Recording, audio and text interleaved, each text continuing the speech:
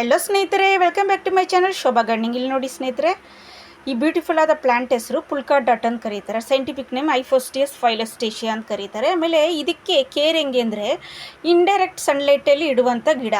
Direct ಸನ್ಲೈಟಲ್ಲಿ ಇಡಬಾರ್ದು. ಎಂಟ್ರೆನ್ಸಲ್ಲಿ ಇಟ್ಕೊಬೋದು, balcony, ಆಮೇಲೆ ಕಿಚನಲ್ಲಿ open place ಇದ್ದರೆ ನಿಮಗೆ, ಓಪನ್ ಕಿಚನ್ ಇರುತ್ತಲ್ಲ ಆ ಥರ ನೀವು ಗೋಡೆಗಳ ಮೇಲೆ ಇಟ್ಕೊಬೋದು, ಕಿಟಕಿ ಹತ್ರ ಇಟ್ಕೊಬೋದು. ಆಮೇಲೆ ಇಲ್ಲಿ ನೋಡಿ 3 ಲೀಫು, ಇಲ್ಲಿ ನೋಡಿ 3 ಗಿಡನೂ ಇಲ್ಲಿ ನೋಡಿ ಎಷ್ಟು ಡಿಫ್ರೆಂಟಾಗಿದೆ. ಇಲ್ಲಿ ನೋಡಿ ಒಂದೊಂದು ಕಲರು, ರೆಡ್ಡು, ಇಲ್ಲಿ ನೋಡಿ ಗ್ರೀನಲ್ಲಿ ವೈಟ್ ಡಾಟು, ಆಮೇಲೆ ಇದು ನೋಡಿ ಪಿಂಕು.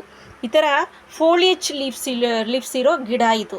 ಈ ಥರ ತುಂಬ ಜನ ಇಷ್ಟಪಡ್ತಾರೆ, ಯಾಕಂದರೆ ಈ ಪ್ಲ್ಯಾಂಟು ಅಷ್ಟು ಪ್ರಿಟಿಯಾಗಿರುತ್ತೆ.